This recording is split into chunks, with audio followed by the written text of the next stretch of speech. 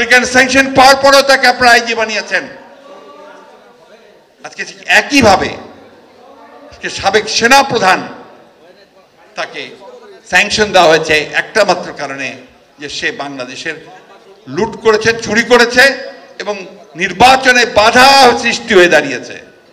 বন্ধুগণ, এই দায় কি শুধু ওদের, না এই দায় এই সরকারের, যারা আজকে জোর করে ক্ষমতা দখল করে বসে আছে? সেই জন্য আমি বারবার করে গতকালও বলেছি, এখনো বলছি যে এখন আপনাদের রিজাইন করা উচিত। এই কারণে একমাত্র বেনজির বা আজিজ কেন ভুক্তভোগী হবে? আপনারা ভুক্তভোগী হবেন না? এই অবস্থা তৈরি করেছে কারা?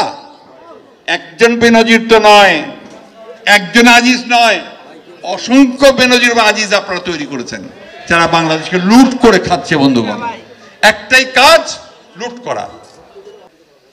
কি অবস্থা চিন্তা করেন। আজকে কোন অবস্থায় বাংলাদেশকে নিয়ে এসেছেন?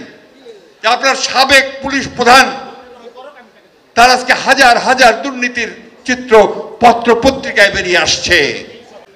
আমি তো মনে করি যে আজকে এই যে তথাকথিত বিনা ভোটে দামি নির্বাচনে ইলেক্টেড আপনার তথাকথিত এমপি, তাকে আমি এমপিও বলতে চাই না, তাকে আজকে আপনার আমরা যে বাজারে মাংস কিনতে যাই, গোস্ত কিনতে যাই, টুকরা টুকরা করে দেয় না?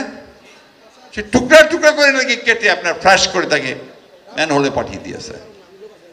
আমাদের অধিকারের জন্য লড়ছি, সে নির্বাচনটা চেয়েছি। আমরা তো আপনাদেরকে বলেছি আমাদেরকে ক্ষমতায় বসিয়ে দাও।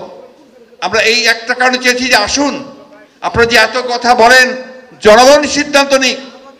হাজার হাজার দুর্নীতির চিত্র পত্র পত্রিকায় বেরিয়ে আসছে, তাকে আপনারা লালন করেছেন। একেবারে নিরপেক্ষ একটা সরকারের অধীনে নির্বাচন আমরা চেয়েছি। আমরা তো কখনো বলিনি যে বিএনপিকে ক্ষমতায় বসাবো। আর আমরা তো একা নই, এই দেশের 63টা বিরোধী দল, যেটা কিছুক্ষণ আগে বলেছে বাম ডান সব একসাথে হয়ে কিন্তু আজকে সেই লড়াইটা আমরা লড়ছি।